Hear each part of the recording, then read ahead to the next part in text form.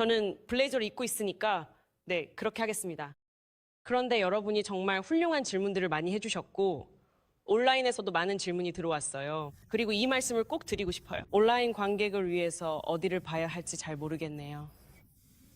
저는 그녀가 온라인에서 활동하고 있다는 걸 몰랐어요. 그런데 버몬트에서 어떤 분이 전화해서 조 스위트가 아이리스에 대해 이야기하는 걸 들었는데 우물 시추에 관한 얘기를 했어요 라고 하더라고요. 그리고 그녀가 저희에게 기부하시면 우물 시추에 대해 더 많이 들으실 수 있습니다. 그래서 저는 버몬트라고 생각했죠. 어쨌든 그 이후로 온라인에서 보고 이런 일이 있었다며 전화와 이메일을 많이 받았어요. 온라인 시청자분들께도 감사 인사를 전합니다. 여러분 정말 대단하세요. 함께해 주셔서 기쁘고 질문도 보내주셔서 감사합니다. 그래서 제 휴대폰에 있는 게 바로 그 질문들이에요. 우리는 2명을 더 기다리고 있습니다. 네, 1위로 올라오세요. 여러분 그리고 제가 안 보이는 리스도요. 그녀도 곧 올 거예요. 자, 길을 잘 알아서요. 이제 질의응답 시간을 가질게요. 여러분 옆으로 좀 오세요. 어색하지 않게. 등을 보여서 좀 그렇네요. 베스트 각도가 아니거든요. 우리 서로 좋아하는 것처럼 보여주자고요. 그는 못해요. 커피가 앞에 있어서요. 제가 제 물병을 옮길게요. 여기엔 그냥 물만 들어있어요. 자, 모두가 가장 궁금해하는 첫 번째이자 가장 중요한 질문은 윌과 리지의 팔씨름 대결이 라이브 스트리밍 될 거냐는 거였어요. 리즈가 뛰어가는데 조이, 그게 뭐 어때요? 네, 아직 날짜는 정하지 않았지만 미디어 팀에 맡길 생각이에요. 그러니까 걱정 마세요. 그건 이메일로 안내해 드릴게요. 그리고 솔직히 말하면 그 질문은 제가 넣었어요. 제가 담당하게 해줬으니까 제일 먼저 그걸 썼죠. 계속 엄지손가락을 여기로 옮기게 되네요. 다음 질문은 이건 제가 답할게요. 많은 분들이 아이리스에 어떻게 참여할 수 있냐고 물어보셨어요. 우리가 할 수 있는 일들이 뭐가 있나요? 단기 선교 여행도 있나요? 이 질문은 하루에 아마 8번쯤 답하는 특권을 가지고 있어요. 그래서 여기서도 기꺼이 답변 드릴 수 있습니다. 단기 선교 여행을 원하신다면 모든 여행은 방문하고 싶은 현지와 직접 조율하게 되어 있습니다. Iris Global Org에 들어가셔서 Who We Are 탭을 확인하시면 거기에 Locations가 나와요. 그리고 방문할 수 있는 사역센터가 약 35곳 정도 있다는 것을 확인하실 수 있습니다. 메일을 보내 제 이름은 조이입니다 라고 말씀하세요. 여동생과 2아이와 방문할게요. 혹은 저 혼자 가는데 이 날짜들이 비어 있어요. 이후 이메일로 조율합니다.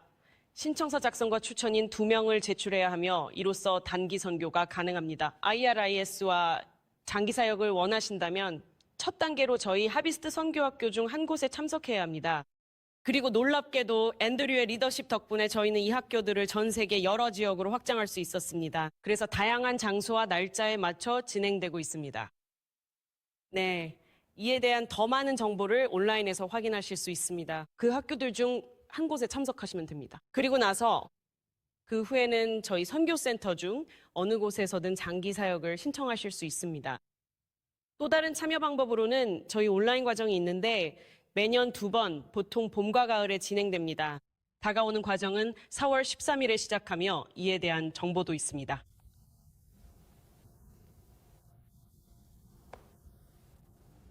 좋아요. 재밌고 그 행사를 진행하는 데니스 플롬을 알게 될 텐데 정말 유쾌한 분이에요. 네, 온디맨드 방식이라 직접 참석해도 되고 비대면으로도 할 수 있습니다. 세션이 진행될 때 실시간으로 참여하거나 나중에 영상을 시청하실 수도 있습니다.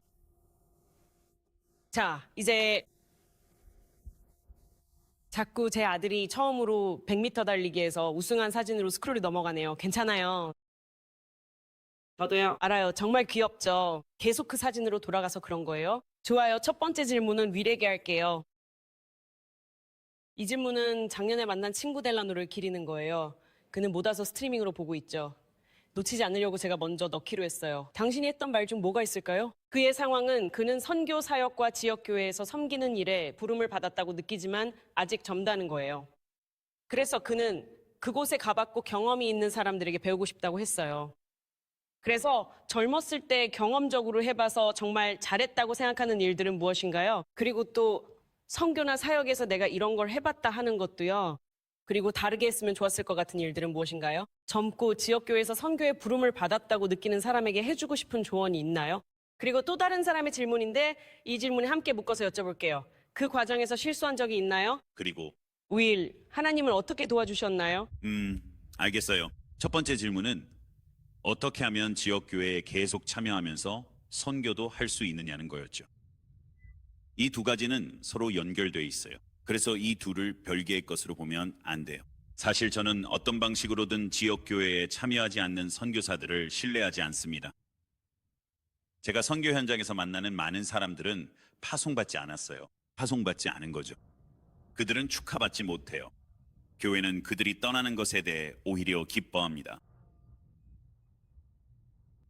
알겠어요. 만약 선교에 참여하게 된 배경이 공동체가 없어서 누군가에게 알려지고 싶어서라면, 지역에서 그걸 할 수 없기 때문에 선교를 택했다면 아마도 무언가로부터 도망치려는 것일 수 있습니다. 그리고 지금 말씀드리지만 그런 방식으로 선교를 시작하는 것은 거룩하지 못한 방법입니다. 선교 현장에는 많은 축복이 있지만 단점도 있습니다.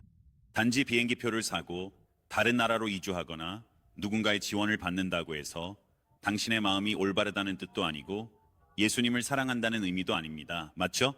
그렇다고 해서 당신의 인생이 바뀐다는 보장도 없습니다. 알겠죠? 그래서 정말로 많은 사람들이 그렇듯이 교회에서 의미를 찾지 못해 도망치듯 선교를 택하는 경우가 있습니다. 안타깝게도 자신이 있던 곳에서 성공하지 못했기 때문에 다른 곳에서 성공을 찾으려는 것이죠.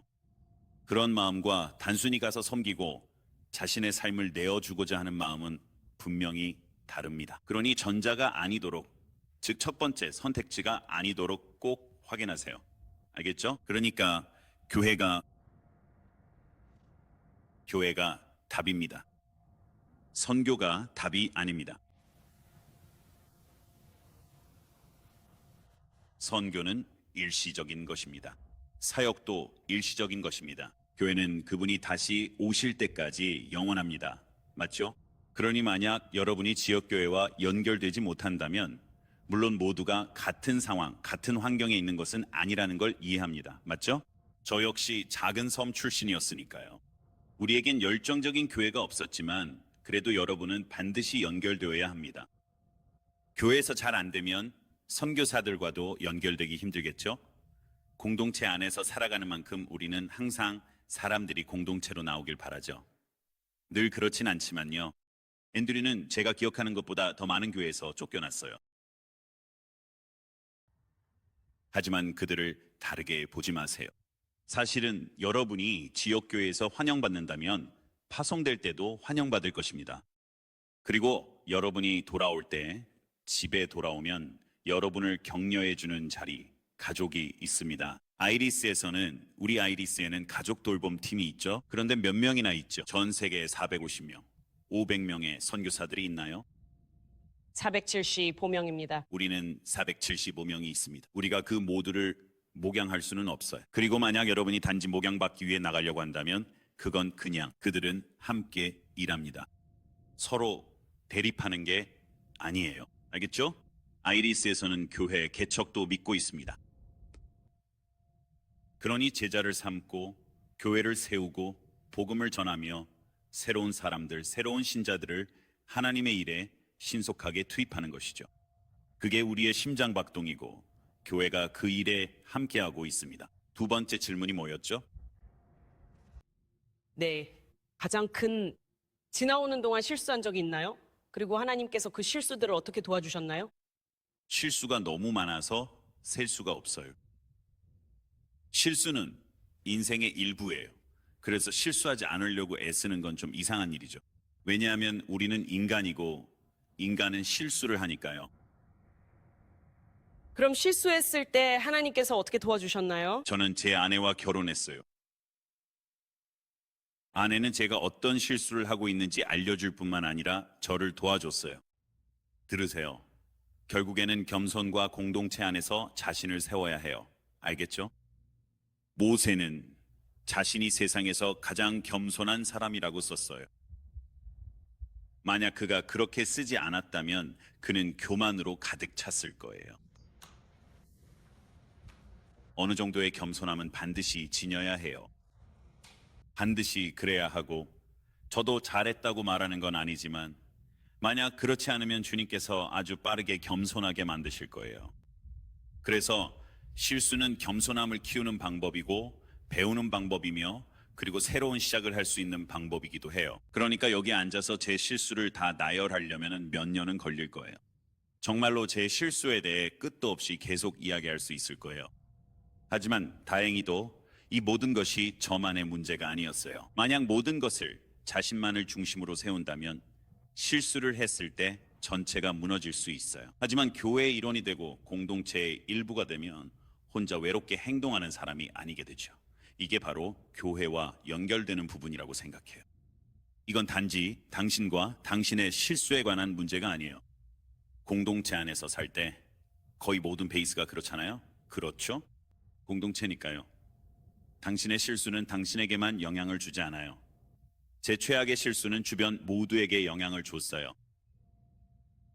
그리고 그런 일은 아주 빨리 배우게 되죠. 하지만 저는 앞으로 사역을 하면서 평생 실수를 할 거예요. 우리 모두 그렇죠. 실수를 하지 않는 사람을 저는 한 번도 본 적이 없어요. 그래서 제 답은 실수를 두려워 마세요. 어차피 실수할 테니 그게 도전을 멈출 이유는 안 돼요. 실수 안 하는 사람은 본 적 없거든요. 제 모든 세월 동안요. 조이도 정말 훌륭하지만 저도 그녀가 적어도 2번은 실수하는 걸 봤어요. 저는 너무 오래 걸릴 거예요. 술을 더 일찍 끊었으면 좋았을 텐데 싶어요. 진짜 은혜를 더 잘 이해했으면 좋았을 텐데 값싼 은혜 말고요. 아내와 더 많은 시간을 보냈으면 좋았을 텐데 싶어요. 정말 많은 것들이 있어요. 정말 너무 많아요. 여기 앉아서 전부 다 나열할 수도 있지만 여러분을 지루하게 만들고 싶진 않아요. 좋아요. 혹시 더 추가하고 싶은 분 계신가요? 아니면 3번째 질문으로 넘어갈까요? 아니요. 저희 할 말 많으니 계속하세요. 자, 시작하죠. 다음은 마커스에게 온 질문입니다. 마이크를 넘겨주세요. 마커스, 하나님이 세상이 놀랄 곳에서 부르셔서 예수님을 사랑하는 이조차 극단적이라 할 곳으로 이끄셨죠. 가장 큰 도전이었던 변화는 무엇이었나요? 혹은 무엇인가요? 편안함에서 미지의 세계로 나아가는 데 있어서요.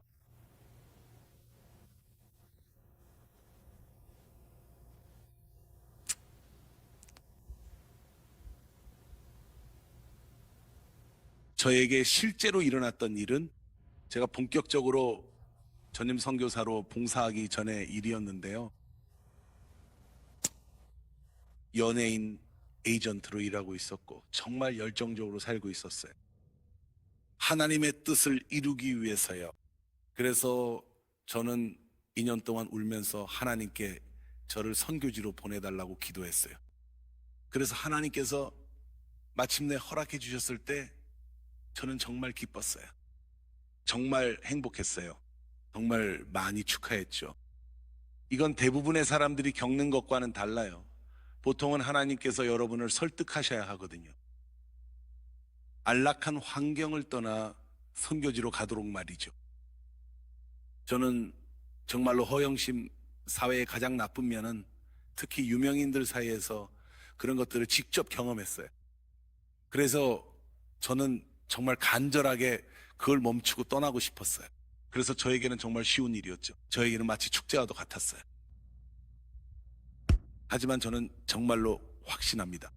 여러분이 진정으로 하나님의 거룩한 임재 안에 머물러 있고 우리 주 예수님 안에 온전히 거하고 계신다면 예수님께서 친히 말씀하신 것처럼 그분의 멍에는 참으로 쉽고 가볍다고 느껴지게 될 것입니다. 그래서 우리는 저와 제 아내, 제 아이들 모두 우리 삶에 정말 행복해요. 정말로 말씀드릴 수 있어요. 이건 희생이 아니에요. 이건 제가 상상할 수 있는 최고의 삶이에요. 이렇게 행복할 거라고는 한 번도 상상해 본 적도 생각해 본 적도 없었어요. 그리고 이건 선교 때문도 아니고 결과 때문도 아니에요. 우리와 함께 계신 한 분 때문이에요. 그래서 제 삶을 온전히 하나님께 드리며 살아가는 것이죠. 그분과 더 많은 시간을 보내고 그분께 더 집중할 수 있는 기회를 열어주셨어요. 이게 바로 근원이고 비밀이에요. 혹시 전 세계 선교사들의 70%나 60% 아니면 적어도 절반 정도가 번아웃되고 우울해한다는 걸 믿으시나요? 그건 선교 때문이 아니에요. 마치 선교를 완수하는 것 같지만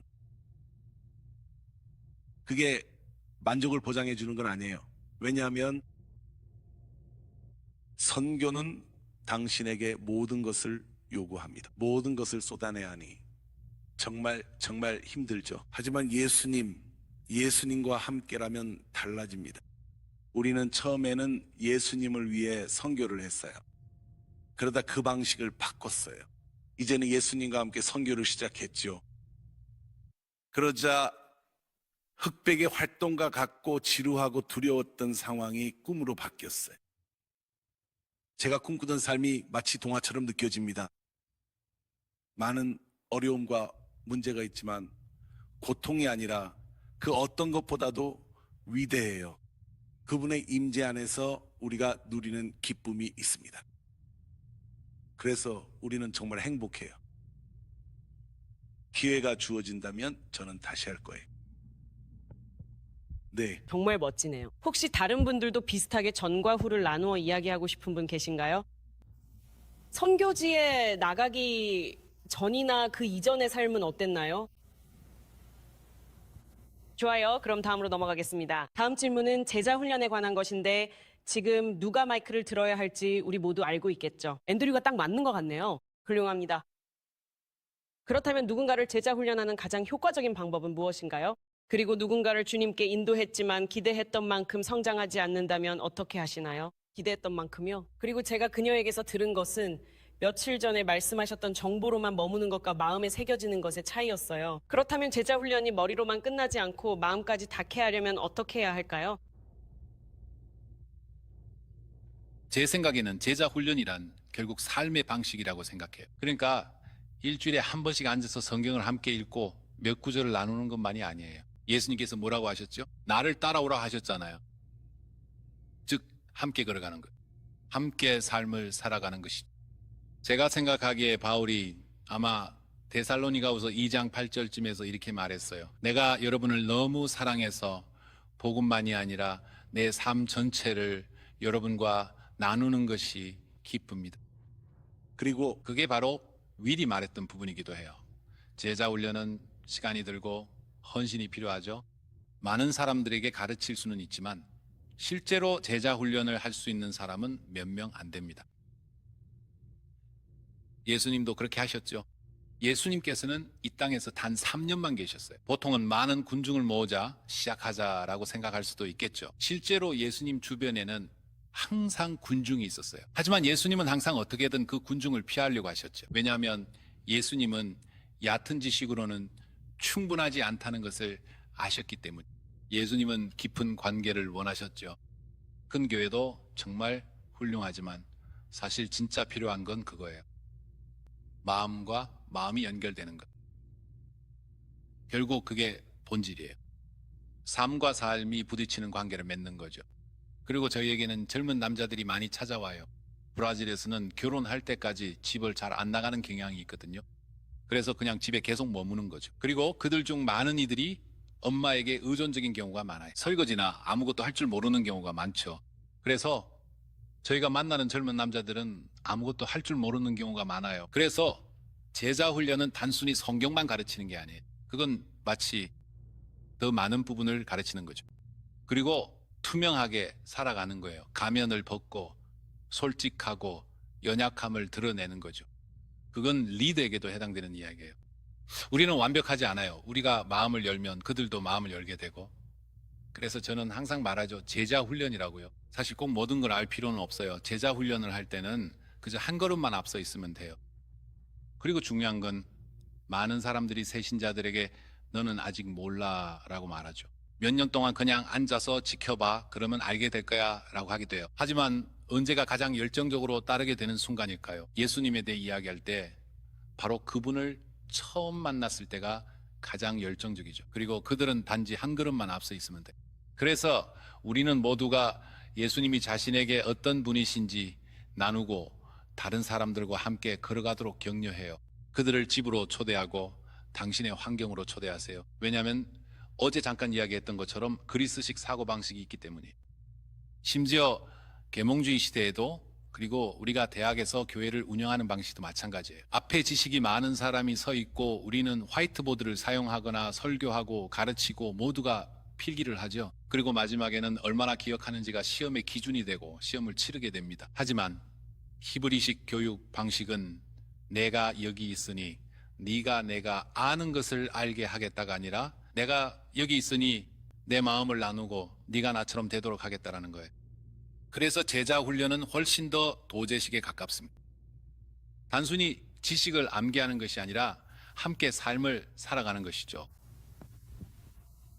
레베카? 저 역시 제 삶에서 제자 훈련이나 멘토링을 받았고 이후에 제 삶에서 그거를 실천해 왔는데 저의 많은 경험은 친구 한 명이 우리 집에 와서 같이 시간 보내자고 말해준 데서 시작됐어요.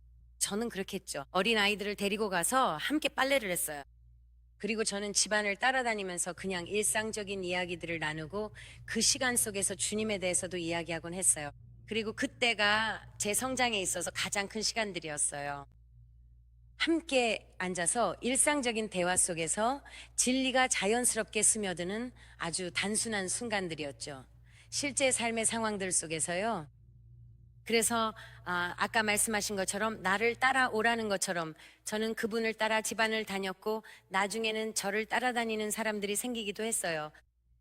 그리고 will이 이런 말을 하는 걸 들은 적이 있는데 will, 아마 제가 이 말을 좀 엉망으로 전달할 수도 있을 것 같아요. 하지만 때로는 사람들이 우리를 따라오는 것이 두려운 이유가 그들이 우리 안에 좋지 않은 부분을 보게 될까 봐서요. 이 부분에 대해 말씀해 주시겠어요? 네. 사람들이 제자 삼기를 꺼리는 건 결국 자신을 닮은 사람을 만들게 됨을 알기 때문이죠. 사실 우리 내면은 스스로의 고통을 이미 알고 있습니다. 삶의 문제들은 방치하면 결국 번식하기 마련이죠. 당신의 본 모습은 곧 드러나게 되며 본인이 갖지 못한 것은 남에게 전할 수 없습니다. 당신이 갖고 있지 않은 것은 줄 수 없어요. 하지만 이 부분에 대해 한마디 하자면요. 저는 랜디 클라크나 하이디 같은 분들보다도 제게 가장 먼저 영향을 준 사람은 밥 브래드버리였어요. 그리고 밥은 정말 괴짜였죠. 밥이 저한테 2번이나 주먹을 휘둘렀던 적이 있어요. 한 번은요, 제가 맞을만 했어요. 알겠죠? 그러니까 제가 이 말을 할 때 항상 조심하려고 해요. 왜냐하면 제가 말하고자 하는 건 위험한 상황에 자신을 내몰라는 게 아니거든요. 제가 그의 감염된 발가락을 밟았고 그의 첫 반응이 저한테 주먹을 휘두르는 거였어요. 그는 저를 충분히 신뢰했기 때문에 그렇게 할 수 있었던 거죠. 그는 진짜 사람이었어요. 그와의 관계는 사역과는 아무런 상관이 없었고 오로지 그가 저를 사랑했다는 것과 관련이 있었어요. 저에겐 훌륭한 아버지가 있었어요. 지금도 계시고요. 그래서 저는 아버지를 찾고 있었던 게 아니었어요. 제가 필요했던 건 저를 믿어주는 누군가였죠. 그리고 밥과의 관계, 그리고 제 아내와 밥과의 관계가 너무 가까워져서 그는 우리를 유언장애까지 넣었어요. 저는 랜디도 섬겼고 하이디도 섬겼지만 밥 같은 사람은 다시는 없을 거예요. 그는 있는 그대로의 사람이었어요. 그는 약속을 지키는 사람이었죠. 그리고 그래요. 그는 결점이 있었어요. 그에게도 단점이 있었죠. 그리고 그건 괜찮아요.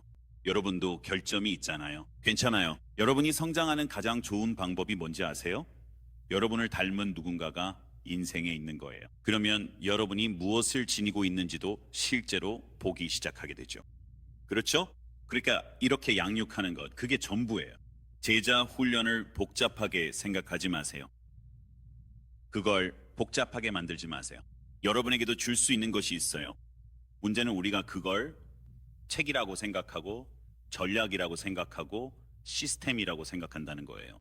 그건 제자 훈련이 아니에요. 그게 바로 앤드류가 말했던 부분이죠. 맞죠? 그리스식과 히브리식의 차이.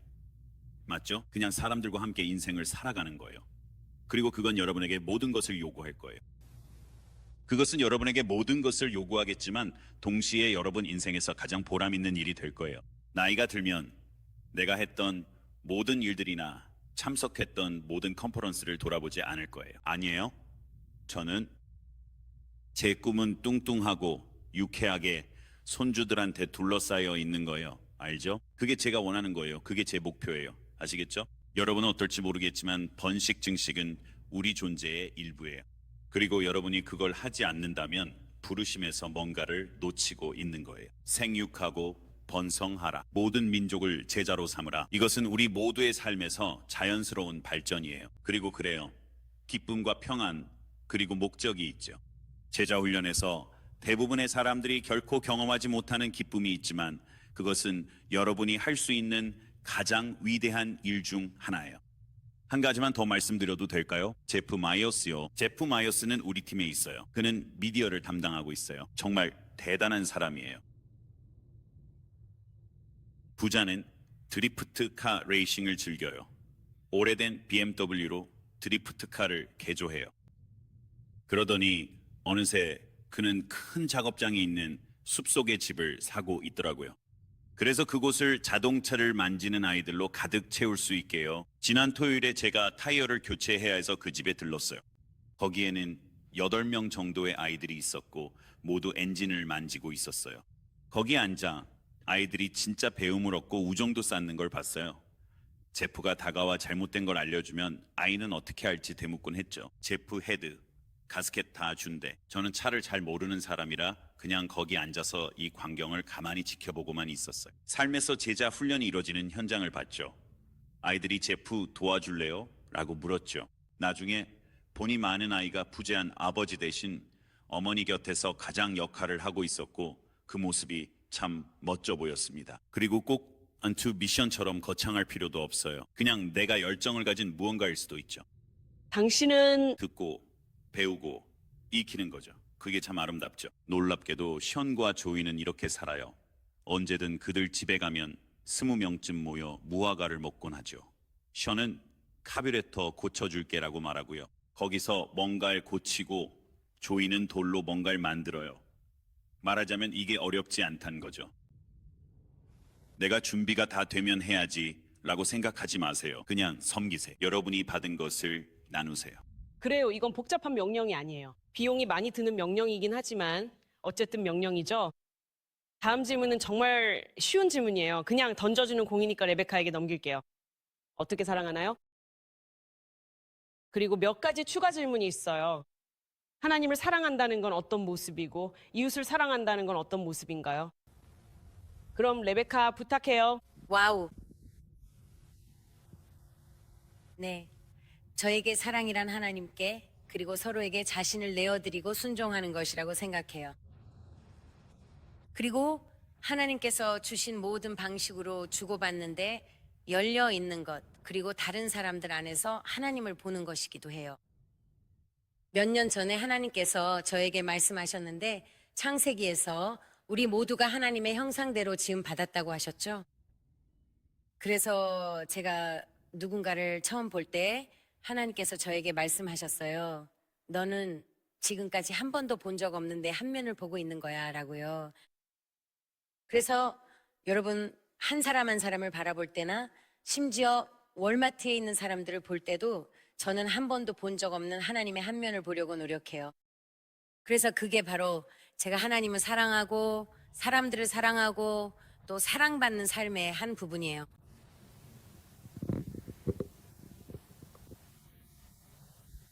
네, 정말 그래요. 다른 분은요? 좋아요. 혹시 누가 생각이 없으면 다음 질문으로 넘어갈게요. 좋아요. 이번 질문은 먼저 미셸에게 드릴게요. 이 질문을 하신 분은 자신이 하나님을 열정적으로 따르는 사람들로 둘러싸여 있지 않고 같은 가치관이나 존중을 느끼지 못하는 환경에 있다고 해요. 그래서 어떻게 하면 그런 환경에서도 그 불씨를 계속 지키고 주변과 상관없이 하나님을 따르는 삶을 살 수 있을까요? 네, 정말 좋은 질문이에요. 제 생각에는 우리가 불씨를 지키는 데에는 우리 자신이 가장 큰 역할을 한다고 생각해요. 예를 들어, 내 불씨를 지키는 건 내 책임이에요. 그리고 물론 불타는 사람들과 함께 있는 것은 정말로 건강에 좋아요. 그래서 저는 여러분이 할 수 있는 한 불타는 사람들과 함께 하기를 적극 추천해요. 하지만 또 한 가지 중요한 점이 있어요. 내 불씨를 내가 책임진다는 거죠. 그래서 나는 이 비밀스러운 자리에서 내 불씨를 지키기 위해 무엇을 하고 있나요? 나는 어떻게 주님 앞에 나아가고 있나요? 나는 어떻게 주님을 향한 내 사랑을 잘 관리하고 있나요? 나는 내 불씨를 어떻게 잘 관리하고 있나요? 그리고 불씨로 가득 차 있으면 그게 그냥 자연스럽게 흘러나오게 돼요. 아시죠? 그리고 그게 때로는 가끔은 이것이 바로 하나님의 사랑을 나누는 모습이기도 해요. 이것이 바로 제자도가 어떤 모습인지 보여주는 거예요. 당신은 그냥 당신 자신이 흘러넘치게 되는 거죠. 사랑에 빠지면 그 사랑이 너무나도 분명하게 드러나요. 누구나 볼 수 있죠. 주변에 있는 누구든지 당신의 삶에 무엇이 있는지, 무엇이 다른지 알 수 있어요. 그러니 내 말씀 안에서 얻을 수 없는 것은 직접 해보세요. 정말 도움이 필요하다면 온라인에도 많은 자료들이 있어요.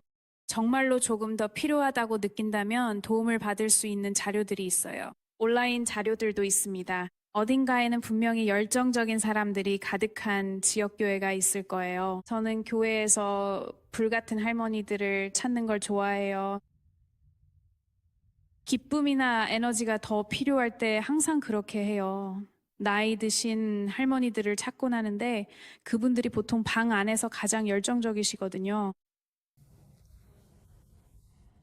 혹시 다른 분은 이 부분에 대해 나눌 게 있으신가요?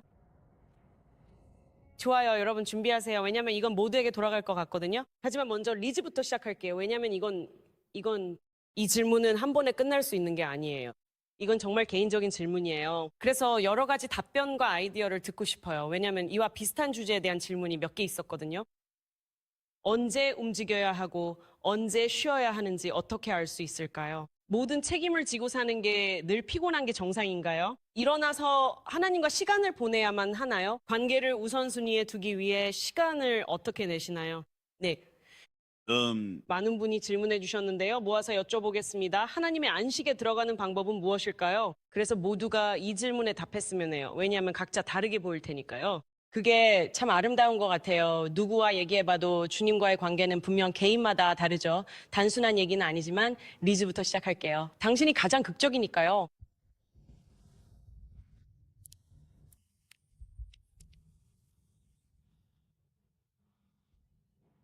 우리가 사랑에 빠졌을 때는 사랑하는 사람을 위해 시간을 내잖아요. 그래서 예수님을 위해 시간을 내는 거예요. 저는 그분과 시간을 보내지 않는다는 건 상상할 수 없어요. 하지만 제가 사는 환경은 라이프 스타일과 많은 불확실성의 역동성 때문에 알람을 맞추고 좋아 매일 아침 5시 30분부터 6시까지 조용한 시간을 가질 거야 라고 정할 수가 없어요. 그런 일은 심지어 조용한 시기에도 거의 일어나지 않아요. 그리고 몇 년 전에 사이클론이 지나갔던 때가 기억나요? 그리고 그때는 제 인생에서 가장 육체적으로 지쳤던 순간이었던 것 같아요. 그리고 매일이 완전히 예측 불가능했고 혼돈으로 가득 차 있었어요. 그런데도 저는 하나님을 놓쳤다고 느낀 적이 한 번도 없었어요. 예수님이 거기 계시지 않거나 멀리 계시다고 느낀 적도 없었어요. 그래서 제 생각에는 저는 시간이 날 때마다 성경을 읽는 걸 정말 좋아해요. 알다시피 잠깐이라도 시간이 나면 저는 실제 성경책을 집어들고 읽고 싶어요. 그런 시간이 자주 있는 건 아니에요.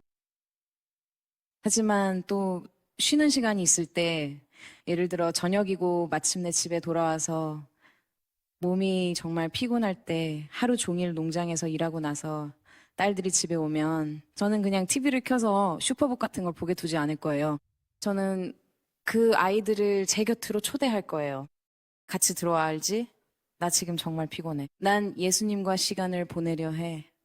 너희도 함께하고 싶다면 언제든 환영해. 가끔은 아이들이 성경을 들고 와서 나와 함께하기도 해. 가끔 멋지다고 하거나 낮잠을 자기도 해. 하지만 아이들은 그게 내게 가장 중요하다는 걸 알게 되지. 그리고 또 다른 때에는 건강한 경계를 이해해야 한다고 생각해. 그리고 내 경계에 대해 당연하게 여기지 마.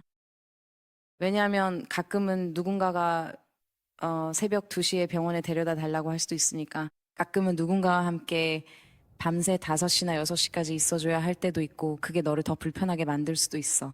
그리고 나는 우리가 그런 일들을 하도록 부름받는 경우가 많다고 생각해. 그래서 성령님을 통해 분별해야 해.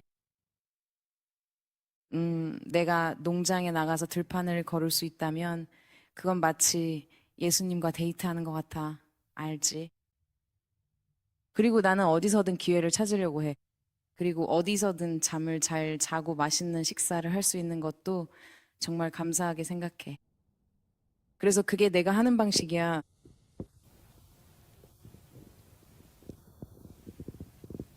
나에게는 휴식이 몇 가지 다른 방식으로 찾아와. 첫째로 주님과 함께하는 시간이에요. 나는 그냥 앉아서 시간을 보낼 수 있는 그런 시간들을 정말 좋아해요. 깊이 들어가서 읽고 듣고 기도하고 대화하는 거죠. 하지만 그런 시간들은 개인적으로 정말 이른 아침에 찾아와야 해요. 방해받지 않고 전화도 울리지 않고 누군가가 뭔가를 필요로 하지도 않고 여러 가지로 끌려다니지 않는 그런 시간이에요. 그래서 내가 가장 깊이 쉬는 시간 중 일부는 사실 남들이 깨어있지 않을 때 혹은 어쩌면 당신이 깨어있을 때 내가 깨어있는 그 시간이에요. 하지만 또 다른 점은 때로는 그냥 계속 달려야 하는 시즌이 있어요. 우리는 계속 움직이고 있죠. 우리는 오랜 시간 동안 일하고 있어요. 우리는 여행도 많이 다녀요. 주변에 사람들이 항상 많아요. 그리고 저는 그냥 하나님, 저는 주님과 함께하는 시간이 필요해요. 그리고 너무 피곤해요 라고 말했던 게 기억나요. 저는 육체적으로도 피곤해요. 그리고 그런 순간에 하나님께서 나는 매 순간 너와 함께 있다고 말씀하실 때가 있어요. 그러면 저는 그냥 밖으로 나가서 산책을 하곤 해요. 그냥 신선한 공기 속에 있으면서 그분을 찾고 이런 순간들 속에서 새로움을 찾는 거예요. 하지만 저에게 휴식과 새로움은 예배 안에도 있어요. 알다시피 이번 주말처럼 비슷한 시간들 속에서도 우리가 새로워지는 그런 장소에 있는 거죠. 그분과 함께하는 예배의 시간 속에서요.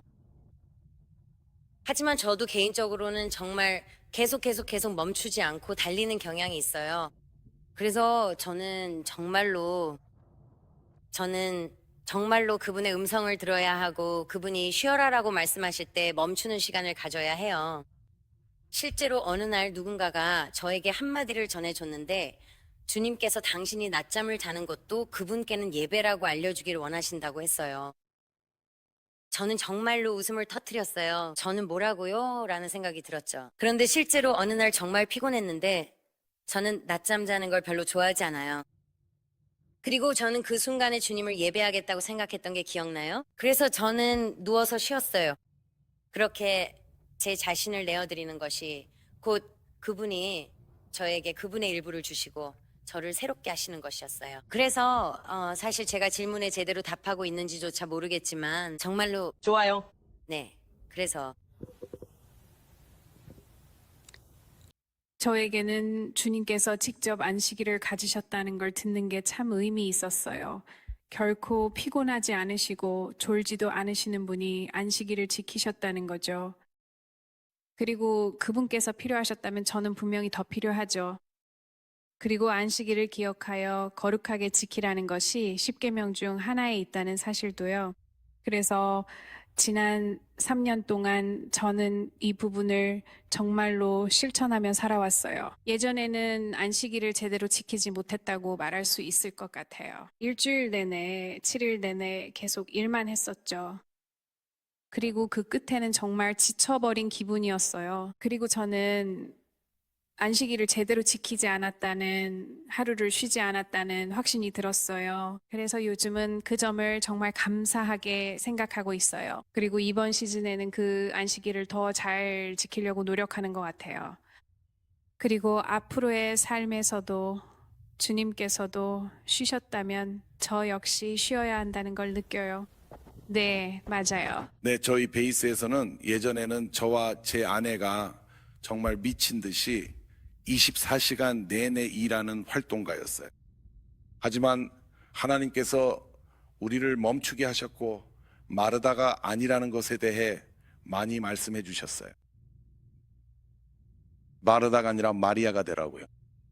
주님을 위해 일하고 주님을 성실하게 섬기는 사람이 되라고요.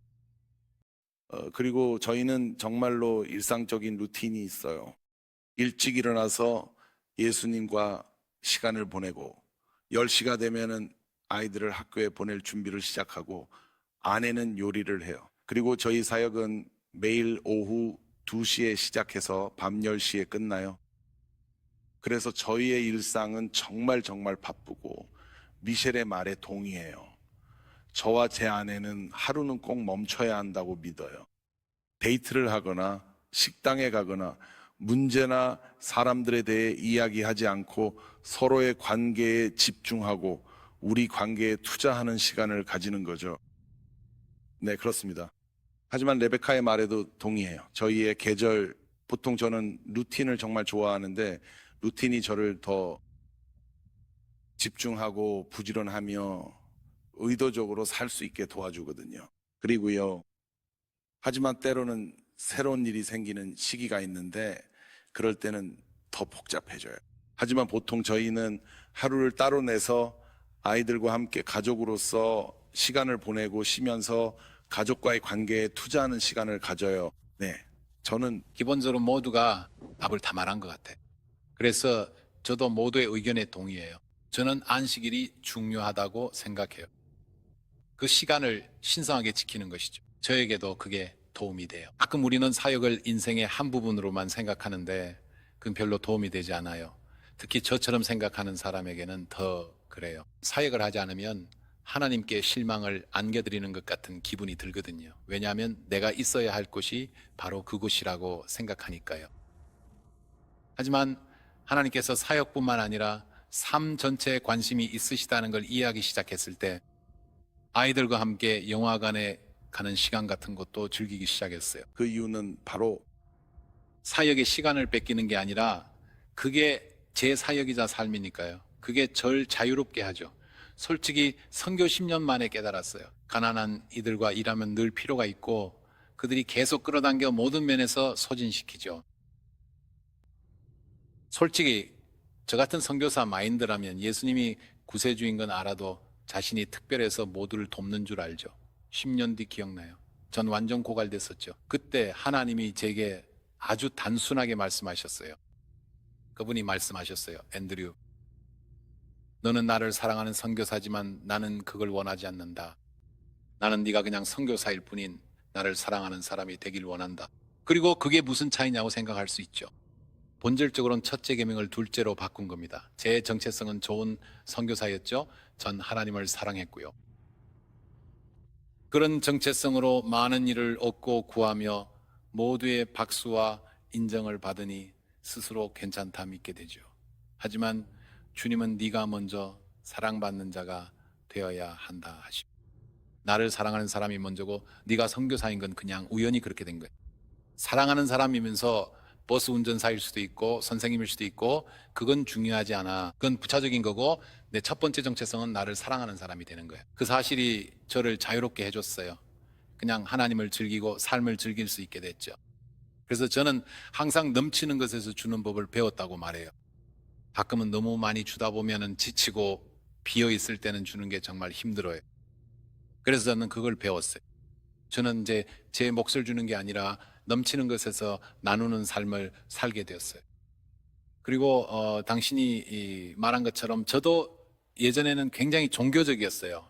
조용한 시간을 꼭 가져야 한다고 생각했죠. 예수님과 한 시간 보내면 아 오늘도 했구나 하고 체크하고 이제 일하러 가자고 생각했어요. 그리고 만약 예수님과의 한 시간, 조용한 시간을 갖지 못하면 내가 좋은 사람이 아니었다는 죄책감이 조금 들었어요. 하지만 이제는 그 시간이 정말 특별하긴 하지만 동시에 예수님과의 대화는 전화를 들어서 1시간 동안 이야기하고 끊고 나서 내 삶을 살아가는 그런 게 아니에요. 그건 마치 와이파이 같아요. 항상 주의를 기울이고 사랑을 쏟으며 온전히 머무르고 그 흐름을 따라가는 거죠. 왜냐하면 우리는 너무 자주 조용한 시간을 가졌다고 생각하잖아요. 그렇죠? 우리는 좋은 기독교인이니까 자 가자. 그리고 우리는 그냥 연결을 끊고 남은 하루를 우리의 힘으로 보내죠. 이것은 단지 일회성이 아닌 계속되는 삶의 방식입니다. 자신을 내려놓고 귀 기울이며 감정과 애정을 그분께 향해 그분이 우리를 통해 흐르게 하는 것이죠. 그리고 그러면 쉼이 있고 우리는 쉼의 자리에서 싸우게 돼요. 그게 제가 배운 방법이에요. 이건 우리에 관한 게 아니라 우리를 통해 일하시는 그분에 관한 거예요.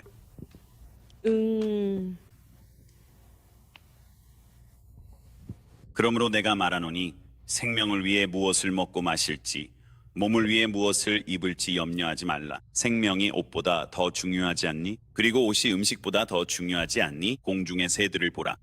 그들은 씨를 뿌리거나 거두거나 곳간에 저장하지도 않지만 너희 하늘 아버지께서 그들을 먹이신다. 너희는 그들보다 훨씬 더 귀하지 않니? 그런데 왜 계속해서 너희 삶에 대해 걱정하니? 이 모든 것은 이방인들이 구하는 것들이야. 그러나 너희는 먼저 그의 나라와 의를 구하라. 그리하면 이 모든 것을 너희에게 더하시리라. 여기에는 어떤 매력이 있어요? 저는 이 양쪽 모두를 설교할 수 있고 여러분도 그걸 아셨으면 해요. 하지만 자기 보존에 대한 매력이 분명히 있어요. 그리고 저는 실제로 무언가를 위해 불타오르기도 전에 번아웃을 두려워하고 싶지 않아요. 대부분의 사람들은 실제로 무엇을 위해 불타는지조차 모른 채 번아웃에서 벗어나려고만 해요.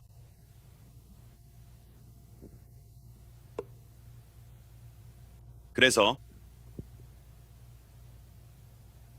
여러분은 이들이 대단한 말을 하는 걸 듣겠지만 모르는 게 있어요. 그는 밤 10시까지 한다고 말하죠. 그건 거짓말이에요. 실제로는 훨씬 더 늦게까지 하거든요. 그리고 당신이 거짓말쟁이라는 건 아니에요. 알죠. 하지만 그러니까 저도 알아요. 그리고 자기 보존에 대한 이 매력이 있다는 것도요.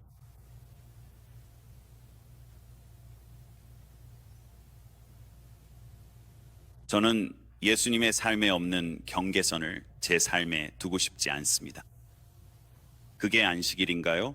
맞습니다. 그게 중요한가요? 네, 중요해요. 저는 제가 쏟아낼 때 오히려 채워진다는 걸 알게 됐어요. 그래서 저에게는 이게 일이 아니에요. 제가 이 세상에 존재하는 이유를 하고 있다면 말이죠. 네, 정말 빡빡할 때도 있어요. 저도 정말 지치는 2주를 겪은 적이 있어요. 제가 하고 싶은 유일한 일은 침대에 기어 들어가서 자는 거예요. 진짜로요. 정말로요. 하지만 이렇게 여러분과 함께 할 수 있어서 좋아요. 정말 멋진 일이에요. 그리고 저는 저 자신을 지키기 위해 물러서고 싶지 않아요. 하지만 저도 모든 것에 동의해요. 그러니까 앤드류가 한 말이 정말 중요하다고 생각해요. 만약 당신이 삶을 분리해서 생각한다면 내 자신을 위해 시간을 따로 마련해야 할 거예요. 그리고 사역을 위한 시간, 가족을 위한 시간도 따로 정해야 하죠. 하지만 모든 것은 주님을 위한 거예요. 그래서 저는 그걸 분리해서 생각할 수 없어요. 저는 사역을 위해 6시간, 가족을 위해 6시간, 주님을 위해 6시간, 그리고 저를 위해 1시간을 따로 가질 수 없어요. 아니에요. 제 인생 전체가 주님을 위한 거예요. 그리고 달려야 하는 시기가 있어요. 리즈가 말한 것처럼 그 사이클론처럼요. 제가 한 가지 말씀드릴게요. 사이클론 한가운데서 안식일을 지킬 수 있다고 생각하세요? 안식일이 중요한가요? 네. 우리가 꼭 지켜야 하나요? 그리고 주님, 제 생각이 틀렸다면 용서하세요. 전 안식일을 정말 사랑하거든요. 안식일은 주님을 위한 날이고 예배의 행위이지만 때로는 멈추지 않고 계속해서 달려야 할 때가 있는 법이죠. 대부분은 그 상황을 마주하기 두려워 피하려고 경계선을 만들고 본인과 친구들도 그게 건강한 거라 말하죠. 하지만 글쎄요, 잘 모르겠어요. 저는 그냥 양쪽 다 이해가 돼요. 알겠어요. 저는 이 모든 게 다 좋아요. 제가 옳다고 말하는 건 아니에요. 그냥 저는 가만히 앉아있도록 만들어진 사람이 아니라는 거예요. 여기 있는 동안에도 저는 요금을 하나 냈어요. 이 QA 시간 동안에 저는 요금을 냈어요. 또 우리에 대해 정보를 필요로 하는 다른 사역에 답장도 했고요. 그리고 아내에게 문자도 보냈고 아들과 잠깐 장난도 쳤어요. 여기 앉아 있는 동안에요. 그렇죠? 그러니까 글쎄요. 그냥 많은 사람들이 두려워하는 것 같아요. 자신의 삶을 내려놓는 걸요. 그리고 많은 사람들이 두려워하고 아직 시작도 안 했는데 이미 변명을 만들고 있어요. 저는 ADHD가 심한데 그건 하나님이 주신 선물이에요. 정말이에요. 그러니까 여러분 잘 들어보세요. 여러분은 지금 실제로 행동하는 사람들로 구성된 패널의 이야기를 듣고 있는 거예요. 맞죠? 그리고 이번 주말에 여러분이 배울 수 있는 게 있다면 여러분이 가는 길에 주님을 모시고 갈 수 있다는 거예요. 여러분은 가는 길에 사랑으로 움직일 수 있어요. 그러니까 뭔가를 다 얻고 나서 가는 게 아니에요. 먼저 나아가면 그분이 여러분을 빚으십니다. 때로는 모든 게 멈추고 무리했음을 깨닫는 순간이 있죠. 차라리 무리해서 배우는 지점에 도달하는 것이 시도조차 안 하는 것보다 낫다고 봐요. 이제 질문을 바꿔 다른 쪽으로 넘어가 볼게요. 어떻게 모든 생각을 사로잡을 수 있을까요? 어떻게 모든 이 질문에 대해 제가 정말 좋은 답이 있는 것 같아요. 그래서 제가 먼저 말해볼게요. 그리고 여러분도 참여하고 싶으면 말씀하세요. 저희는 남편과 새 아이들과 함께 모잠비크 펜바에서 사역하고 있었는데 4월이라 한가한 시간이 좀 있었어요. 그래서 특별히 바쁜 일은 많지 않았죠. 그래서 저는 책을 읽을 수 있었어요.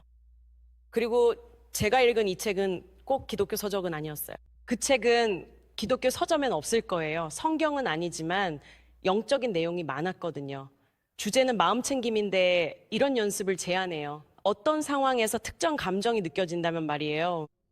마치 이렇게 되짚어 보는 거죠.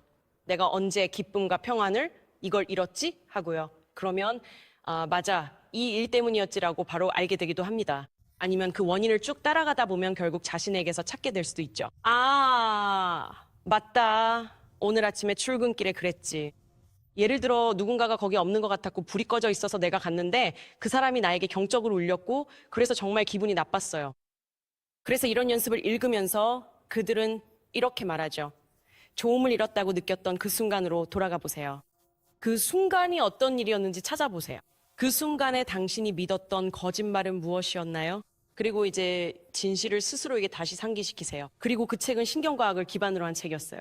정말 그랬죠. 예를 들어 손가락을 튕기면서 큰 소리로 아니야. 나는 운전을 못하는 사람이 아니야 라든지 나는 여전히 사랑받을 자격이 있어 라든지 뭐 그런 식으로 말하는 거예요. 당신이 믿었던 거짓말이 바로 이런 나쁜 사고 패턴에 빠지게 만든 거죠. 그리고 그 책을 읽으면서 저는 세상에 이게 바로 모든 생각을 사로잡는 거구나라고 느꼈어요. 저는 교회에서 자라면서 그 구절을 100번도 넘게 읽었지만 마치 허공을 붙잡는 것 같은 느낌이었어요. 그러니까 그걸 어떻게 해야 할지 몰랐던 거죠. 해야 한다는 건 알았지만 어떻게 해야 하는지는 몰랐어요. 그리고 그 연습이 저에게 정말 엄청난 도움이 됐어요. 왜냐하면 그렇게 하면 할수록 그 순간에 점점 더 잘하게 되거든요. 예를 들어 이번 주에 있었던 일로 기분이 상했어요. 그때 왜 기분이 나쁘지라고 생각했죠. 그리고 나서 바로 그 순간 제 기쁨이 빼앗기고 있다는 걸 알 수 있었어요. 순간 난 중요하지 않아라는 생각이 들었거든요. 하지만 곧 그게 사실이 아니란 걸 깨달았죠. 그건 중요하지 않아. 아시겠지만 아니에요. 주 안에 난 누구죠? 나의 정체성은 무엇인가요? 그리고 바로 그런 것들을 곱씹어야 해요. 그리고 실제로 신경학적인 이유로 그런 말들을 소리내어 5번 반복해서 말하는 거예요. 그래야 부정적인 생각에 빠지지 않고 오히려 뇌가 선하고 아름답고 완전하며 진실한 것에 집중하도록 할 수 있거든요. 그래서 저는 그것에 대해 이렇게 배웠어요. 구원의 투구. 그렇죠? 그게 뭐죠? 그것은 당신의 마음을 지키는 것은 당신의 마음에 들어오는 모든 것이 구원의 필터를 통과해야 한다는 뜻이에요. 맞죠? 당신의 마음을 지키는 것은 바로 구원입니다. 당신은 구원받았어요. 모든 생각을 사로잡는다는 것은 사람마다 다양한 의미가 있을 수 있어요. 저에게는 만약 구원의 렌즈 밖에서 무언가가 들어온다면 저는 그것을 버려야 한다는 의미예요. 그래서 저에게는 구원의 투구예요. 그리고 또 공동체이기도 해요. 공동체가 없는 사람들은 자기 생각 속에만 살게 되죠. 그렇죠? 성경에는 서로에게 죄를 고백하라고 되어 있어요. 그리고 기도하면서 회복되고 치유받으라고 하죠. 제가 까먹었네요. 아니에요. 제가 제대로 말하지 못했어요. 그리고 너희는 치유받을 것이다. 죄의 고백은 내면의 생각이 외부로 드러나는 거예요. 그러니까 죄나 결국 하게 되거나 말하게 되거나 생각하게 되는 그런 것들이죠. 맞죠? 그래서 여러분은 공동체 안에서 살아가도록 부름받은 거예요. 서로에게 죄를 고백하지 않으면 안 돼요. 그건 주님께 하는 게 아니에요. 그건 밖이 아닌 서로 공동체 안에서 하는 거죠. 공동체 밖에서는 누군가가 여러분을 위해 용서를 구하며 기도해 줄 수 없어요. 그래서 공동체는 여러분의 마음과 생각을 지키고 모든 생각을 사로잡는 데 정말 중요해요. 모든 생각을 사로잡는다는 건 단지 여러분 자신만을 위한 게 아니에요. 여러분이 다른 사람들과 함께 살고 공동체 안에 있을 때 실제로 여러분의 생각이 어떻게 드러나고 그것이 다른 사람들에게 어떤 영향을 미치는지 보게 됩니다. 그래서 결혼이 아주 좋은 예시입니다. 제 아내는 제가 생각하기도 전에 제 모든 생각을 사로잡아요. 그만큼 그녀는 그 일에 능숙합니다. 제가 말하고 싶은 것은 공동체가 바로 그 배경이라는 거예요. 성경적인 공동체, 히브리어로는 헤세드 공동체라고 부릅니다. 사랑의 친절, 즉 사랑의 친절로 이루어진 공동체가 바로 그리스도인의 삶의 배경입니다. 대부분 이 부분에서 어려워하는 건 혼자이기 때문이라 봅니다. 자신의 모든 생각을 다 믿어서는 안 됩니다. 공동체에서 고립되면 자기 생각에만 갇히게 되고 결국 무섭고 이상하며 폐쇄적으로 변하죠. 자, 이제 12분 더 진행할 거예요. 네, 괜찮으신가요? 그리고 오늘 밤은 여기서 잠깐 쉬는 걸로 할게요. 네. 질문이 더 많지만 방금 말씀에 새 질문이 생겼네요. 잠시 시간 드릴게요. 혹시 저걸 적어둘 거라고 생각하신 분 계신가요? 아니면 제가 더 할 수 있는 게 있어요. 이쪽으로 먼저 가고 그 다음에 당신께 갈게요. 여기서부터 시작하겠습니다. 오, 똑똑하네요. 하지만 엄지손가락 하나뿐이네요. 미션이 끝나고 나면 다음 단계는 뭐예요? 학교에 관한 건가요? 아니면 그냥 인생에 관한 네, 인생에 관한 거예요. 그걸 마치고 돌아오면요. 잊혀지려고 노력하죠. 그래서 잘 모르겠어요. 그건 당신의 미션에 따라 달라요. 마이크가 필요해요. 제가 너무 많이 말했네요. 그러니까 단기 선교 여행 같은 걸 다녀온 후에 돌아오면 다음 단계가 뭐예요? 맞죠?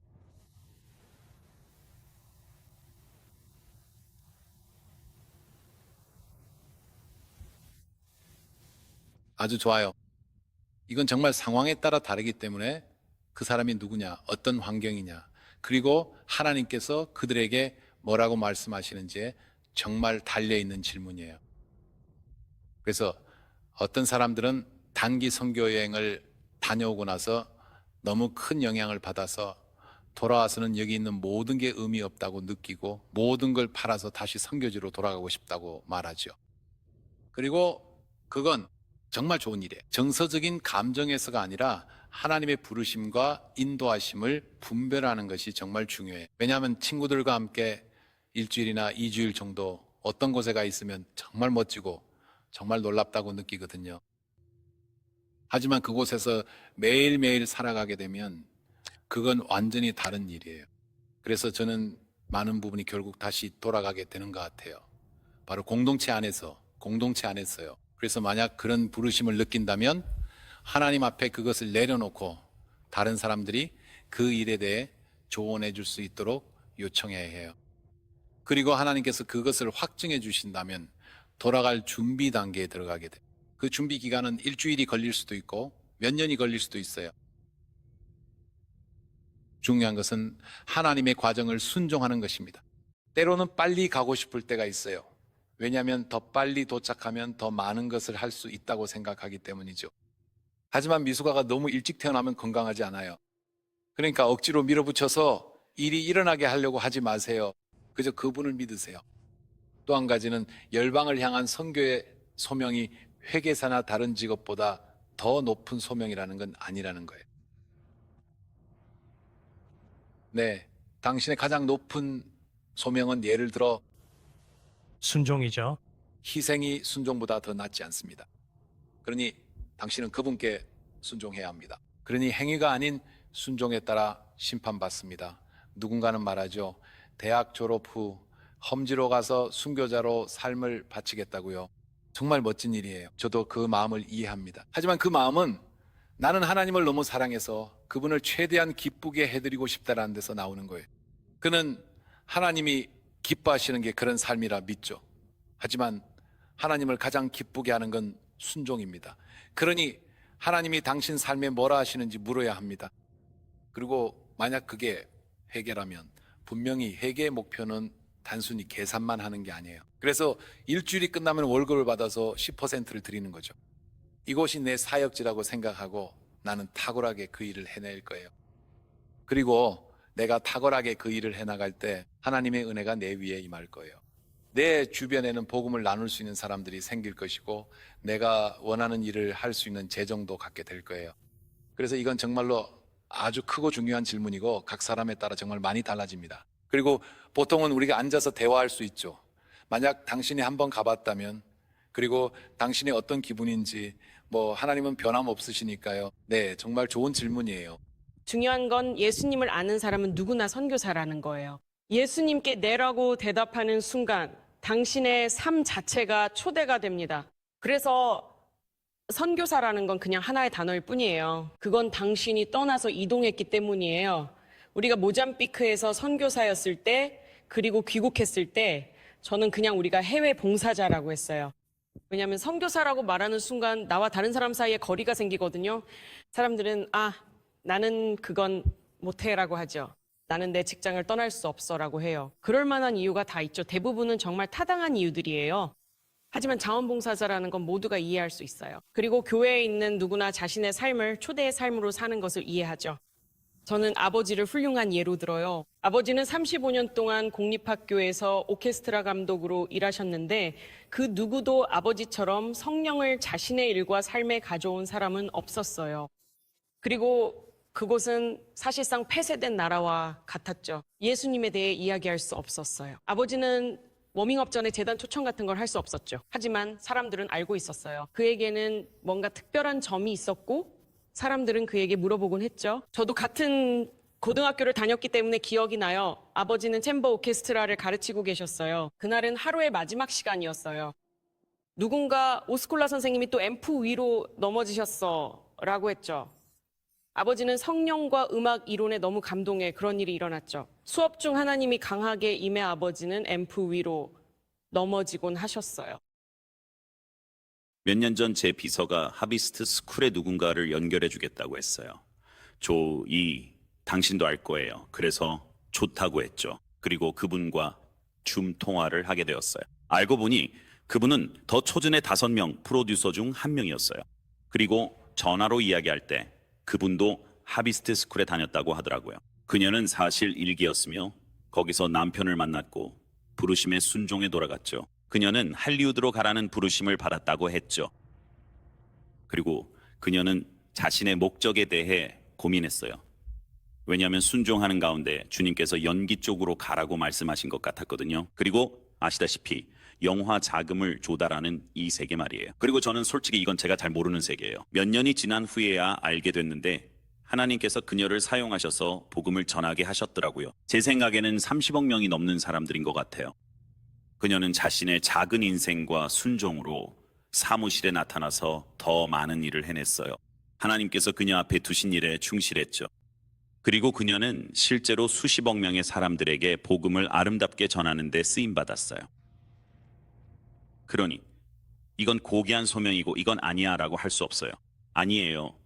중요한 건 순종이에요. 주님, 저에게 무엇을 부르시나요? 그리고 실제로 그 안에서 평안을 찾고 하나님께서 주시는 확신을 갖는 거죠. 저는 제가 이 일을 해야 한다는 걸 알아요. 그리고 그게 어제 제가 나눴던 내용과도 연결되는 것 같아요. 맞아요. 여러분은 누군가의 복사본이 되도록 부름받은 게 아니에요. 여러분은 독창적인 존재가 되도록 부름받았죠. 맞아요. 그리고 만약 그녀가 그냥 기지에서 봉사했다면 그것도 아름다웠을 거예요. 그녀는 그 일도 잘 해냈겠지만 같은 열매를 맺지는 못했을 거예요. 좋아요. 이제 마지막 질문이에요. 좋은 질문이길 바라요. 저는 그냥 제안을 하나 하고 싶어요. 이런 질문에 답하실 때 저희가 말씀하신 내용에 공감하거나 연결할 수 있는 기회를 주실 수 있을까요? 예를 들어 우리 각자의 삶에서는 어떻게 적용할 수 있을까요? 우리는 어떻게 생각하나요? 말씀해 주신 내용을 바탕으로요. 이건 강의 시간이 아니라 서로를 알아가는 시간이에요. 왜냐하면 주님의 걸음걸음은 모두가 똑같지 않으니까요. 리즈가 다르고 앤드류가 다르고 여러분 모두가 다르듯이 여러분 모두가 소중하고 중요해요. 여러분이 하는 모든 한 걸음 한 걸음이 하나님께는 중요해요. 왜냐하면 우리는 각자 개별적인 존재이기 때문이에요. 우리는 독특한 존재입니다. 그리고 리즈가 자신의 하루를 어떻게 보내는지 말했을 때 저는 그렇구나라고 생각했어요. 그게 제가 하는 방식과 일치한다는 걸 확인했어요. 저도 시간을 정해두곤 했는데 그걸 구분해서 하려고 하면 오히려 죄책감이 들더라고요. 그게 저를 죄책감에 빠지게 해요. 하지만 저는 어렸을 때는 하루에 4시간씩 기도하곤 했어요. 그런데 나이가 들면서 나이도 그런 능력에 영향을 주더라고요. 하지만 저는 하루 종일 주님과 대화해요. 그리고 그게 제 생각엔 가장 중요한 것 같아요. 여러분이 연결돼 있고 쉬지 말고 기도하라고 하잖아요. 하나님과 대화하는 게 바로 기도입니다. 제가 느끼기엔 하나님께 어떻게 생각하세요? 어디로 가야 할까요? 어디서 찾을 수 있을까요? 라고 묻는 것이 기도라는 거예요. 이걸 주실래요? 우리는 항상 말해요. 저는 항상 물어봐요. 네, 그래서 제가 모두에게 대답하게 한 거예요.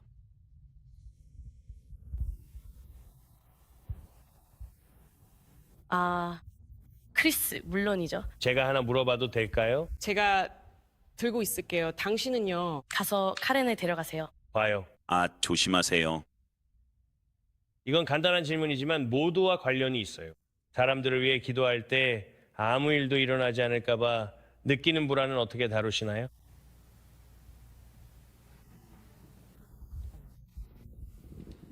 제가 듣기로는 아마 랜디였던 것 같은데 클라크와 하이디가 나눴던 이야기예요. 제 생각에 랜디 클라크가 이런 말을 했던 것 같아요. 윌, 제가 제대로 기억하는지 확인해 주실 수 있겠지만 그는 나는 그냥 우편 배달부일 뿐이야 라고 말했죠. 맞나요? 그는 그 일을 하는 사람이 아니라 그냥 우편을 전달하는 사람이에요. 그리고 저에게 정말 쉽게 받아들여졌던 점은 내가 그 치유의 주체가 아니라는 거예요. 하지만 나는 통로가 될 수 있죠. 나는 그것을 전달할 수 있는 사람이에요. 나는 할 수 있어요. 그리고 또 한 가지는 그냥 안식의 자리에 머무르는 거예요. 그분께 기대면서 하나님, 이 아이는 당신의 자녀예요 라고 말하는 거죠. 오늘 하나님께서 무엇을 하시고 무엇을 말씀하시길 원하시나요?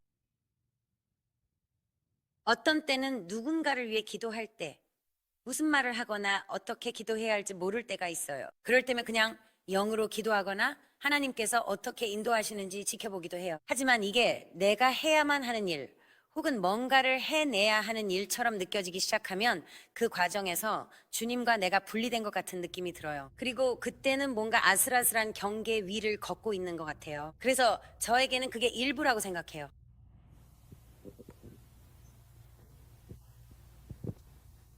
제 역할은 그뿐이에요. 부름대로 기도하면 하나님이 치유와 역사를 행하시죠. 전 부담 없어요. 그럼 성경에서 병든 자를 고치라고 할 때는 어떻게 하시나요? 성경은 병든 자를 기도 대신 고치라고 말하죠. 그런 상황에서는 어떻게 하시나요? 저는 하나님을 부르죠. 그러니까 분명히 전 그렇게 안 느껴요. 우리가 특별하다 생각하고 기도해서 뭔가를 이뤄낼 수 있다 믿으면 랜디 클라크도 이렇게 말한 걸로 압니다. 사람들이 모이면 뭘 할까요? 그는 하나님이 움직이는 것을 보고 그 일에 동참한다더군요. 저도 그렇게 애씁니다. 어딜 가든 하나님이 이미 계심을 압니다. 제가 모셔가는 게 아니라 이미 계시기에 저는 묻습니다. 하나님, 여기서 무엇을 하시나요? 저도 동참하게 해주세요. 그게 바로 핵심이에요. 그렇기는 하지만 그런 질문을 한다는 건 이미 타인을 위해 기도한다는 증거죠. 그럼 시작할까요? 아무도 질문이 없다면 오히려 걱정될 거예요. 현실적인 긴장감이 있으니까요. 아픈 사람을 위해 기도했는데 낫지 않을 때 긴장되지 않는다면 그건 거짓말이겠죠. 성경은 분명히 말합니다. 병든 자를 위해 기도하고 고치며 귀신을 거저 내쫓으라고 말이죠. 여러분이 지금 거저 받았으니 여러분도 거저 주라는 겁니다. 이 모든 것은 주님께로부터 오는 거예요. 여기에는 분명히 어려움이 있습니다. 특히 기적을 행한다고 말하고 싶진 않지만 기적 가운데 움직일 때 우리에게 개인적으로 요구되는 것이 있어요. 우리에게 요구되는 무언가가 분명히 있습니다. 저는 그냥 솔직하게 말씀드리는 거예요. 성경에서 그 사실을 부정할 수는 없잖아요. 그렇죠? 그래서 우리의 믿음에 대해서도 말하지만 친구를 지붕에서 내린 그 친구들의 믿음에 대해서도 이야기합니다. 어머니의 믿음, 아버지의 믿음, 그리고 믿음의 은사에 대해서도 말하죠. 맞죠? 그러니까 모든 기적의 은사에서 우리는 가라고 행하라고 부름받았지만 그 한가운데서 온전히 주님을 신뢰하라고 부름받은 거예요. 제가 배운 게 있습니다. 저는 하나님이 아닙니다. 그리고 만약 제가 그 모든 결정을 내려야 한다면 우선 절대 잠을 잘 수 없을 거예요. 정말 잠을 잘 수 없을 겁니다. 그래서 저는 그 긴장감 속에서 살아가는 그 자리를 절대 떠나고 싶지 않아요. 왜냐하면 바로 그 긴장감 속에서 더 간절히 하나님께 부르짖게 되니까요. 그렇죠? 누군가를 위해 기도했는데 그 사람이 치유되지 않는 걸 보면요. 물론 전 주님을 신뢰하며 최선을 다했어라고 생각해도 정말 그랬나요, 하나님? 묻게 됩니다. 혹시 하나님께서 제가 성장하길 원하시나요? 그 긴장감 때문에 전 세계를 여행하고 사람들과 교류하고 안수받으며 말씀 붙들고 금식하며 간절히 찾게 되었어요. 우리 주님과의 동행엔 그런 긴장감이 있죠. 그래서요, 그 질문을 하고 있다는 사실 자체가 당신이 아픈 사람들을 위해 기도하고 있다는 뜻이에요. 그게 참 좋네요. 멈추지 마세요. 멈추지 마세요. 근데 당신은 하나님이 아니죠. 다행히 저도 아니고요. 하나님께 감사해요. 그리고 기적 가운데서 움직일 때만큼 답답한 일도 없어요. 왜냐하면 예수님도 당나귀를 타고 마을에 들어오셨잖아요. 정말 그래요. 저는 정말 혼란스러운 기적의 순간들에 대한 이야기가 너무 많아요. 기적에 관한 이야기들이요. 왜 때로는 제가 일어나서 한순간에 수백 명이 치유되는 걸 볼 수 있는데 정작 암에 걸린 제 아내를 위해 기도하면 종양이 더 커지는지 저도 모르겠어요. 그렇죠?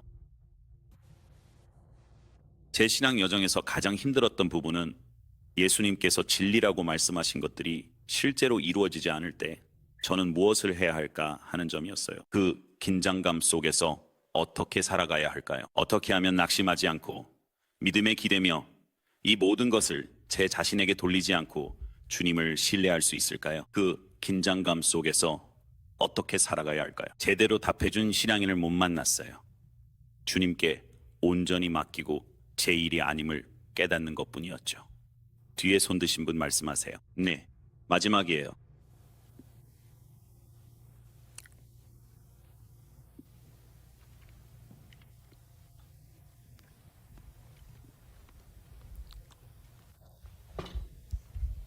우리가 여기서 육체적으로 그걸 보지 못할 수도 있죠, 맞죠? 네, 하지만 우리는 십자가를 통해 치유받을 것이라는 확신과 자신감을 가질 수 있어요. 정확히 그래요. 우리는 십자가를 통해 치유받았습니다. 그리고 방 작은 깨달음을 얻었네요. 속으로 아멘을 외쳤죠. 가끔 이런 상황에선 치유가 보이지 않는다고 느끼니까요. 그리고 저는 기도하고 정말 간절하게 기도하고 있어요. 우리는 아니 그건 십자가를 통해 약속된 거야 라는 약속을 볼 수 있게 돼요. 그래서 우리가 여기서는 보지 못할 수도 있지만 저기에서는 보게 될 거예요. 하이디에게는 아름다운 이야기가 있어요. 영국에 휠체어를 타고 다니는 한 남자가 있었는데 그는 모든 치유 집회에 참석하곤 했어요. 그리고 아마 12년 동안 그는 열리는 모든 집회에 빠짐없이 갔던 것 같아요. 그리고 이 이야기는 아마 15년 전쯤의 일이에요. 그가 나타났고 하이디가 그를 꼭 안아주었는데 그가 일어나서 섰어요. 와, 하나님이 하셨죠? 하지만 저는 정말 수천 가지의 질문이 있어요. 그래서 신비가 있는 거죠. 저는 그냥 그건 신비야 라고 말하는 걸 별로 좋아하지 않아요. 아니요. 하지만 정말 신비가 있어요. 그리고 모든 걸 다 이해하는 게 제 일이 아니에요. 제 일은 그냥 제 두툼한 손을 내밀고 오소서 성령님이라고 말하는 거예요. 그리고 그게 우리가 사랑하는 일이에요. 그게 우리가 정말 하고 싶어하는 일이죠. 마지막 질문이죠. 네? 미안해요. 조이. 네, 감사합니다. 그래서 마르코스에게 질문이 하나 있어요. 그러니까 당신이 사역을 하면서 예를 들어 빈민가에 있는 갱단원들에게 다가가서 예수님을 전할 때 그 사람들이 이렇게 말하잖아요. 나는 돈도 많이 벌고 여기서 내가 책임자고 좋은 집도 있는데 그럼 내가 이 모든 좋은 것들을 다 포기하고 예수님을 따라야 한다는 거예요? 라고요? 알다시피 모든 걸 포기해야 하잖아요. 그런 상황에 있는 사람에게는 어떻게 사역하시나요? 예수님의 사랑에 대해 이야기해 주지만 예수님을 따르려면 모든 걸 포기해야 한다고 말할 때는 어떻게 사역하시나요? 큰 갈등이죠. 왜냐하면 우리는 수천만 원을 버는 마약상에게 가서 우리가 당신의 생활비를 대신 내줄게요 라고 할 수 있는 조건이 안 되거든요. 당신의 청구서를 대신 내주겠다고요. 그래서 이건 불가능해요. 그래서 우리는 그에게 그럴 만한 가치가 있다고 설득할 필요가 있어요.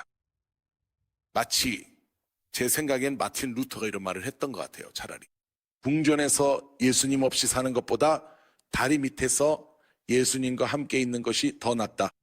이런 비슷한 말이었죠.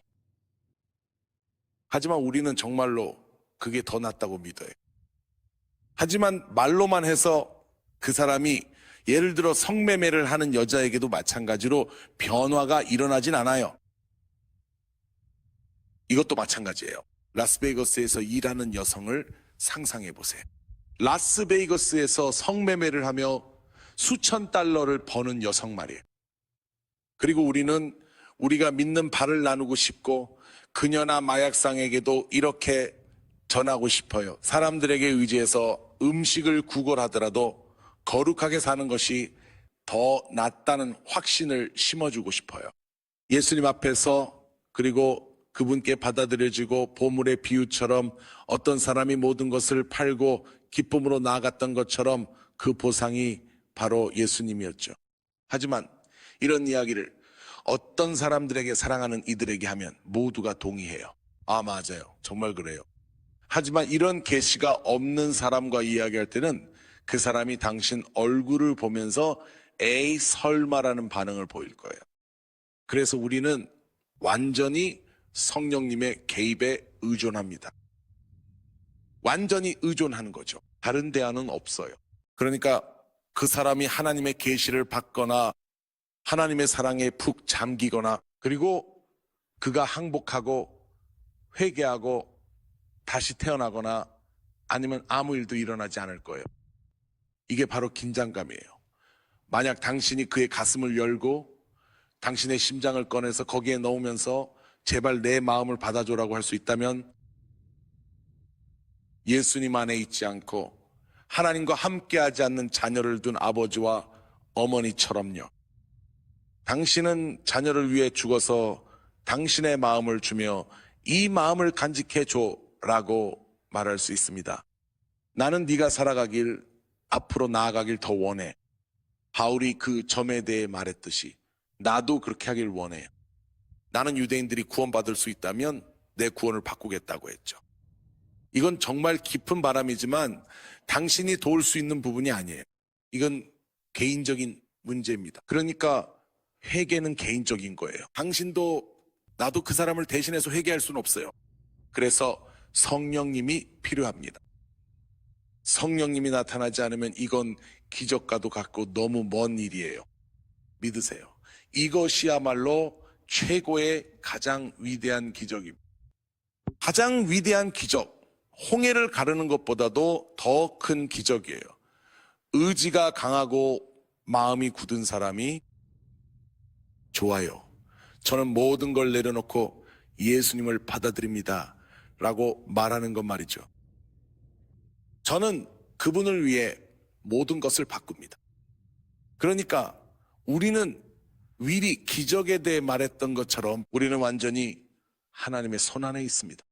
하나님께서 설득하셔야 합니다. 이것이 우리를 많이 겸손하게 만들었습니다. 정말 많이 겸손해졌어요. 마약상들 중에서 솔직히 말씀드리면 저는 한 번도 큰 보스, 즉 매니저나 소총을 든 사람이 예수님께 항복하는 걸 본 적이 없습니다. 항상 한 명을 본 적이 있어요. 저는 항상 무전기로 망을 보는 작은 애들만 봅니다. 이게 더 흔한 일이에요. 하지만 정말 많은 돈을 벌고 큰 권력을 가진 사람들은 한 번도 본 적이 없습니다. 그러니까 계속하세요. 우리의 일은 씨앗을 심는 것입니다. 저도 윌의 말에 동의합니다. 조건들이 있습니다. 예를 들어 하나님께서는 당신이 거룩하기를 그리고 그분을 모시고 다니기를 원하십니다. 그러니까 이건 은혜로 되는 것이지만 우리도 해야 할 몫이 있습니다. 하나님을 위한 그릇, 깨끗한 그릇이 되고 순수하고 거룩해지는 것처럼요. 하지만 우리가 최선을 다하고 있다는 양심이 있습니다. 저는 최선을 다하려고 노력하고 있어요. 하지만 다른 사람이 회개하는 것은 그 사람의 몫입니다. 의지도 여러 가지가 있습니다. 저의 의지, 그의 의지, 하나님의 의지가 있죠. 그래서 기적이 필요합니다. 기적이 필요해요. 회개는 은혜로 이루어집니다. 그것은 하나님의 역사입니다. 성령님의 역사입니다.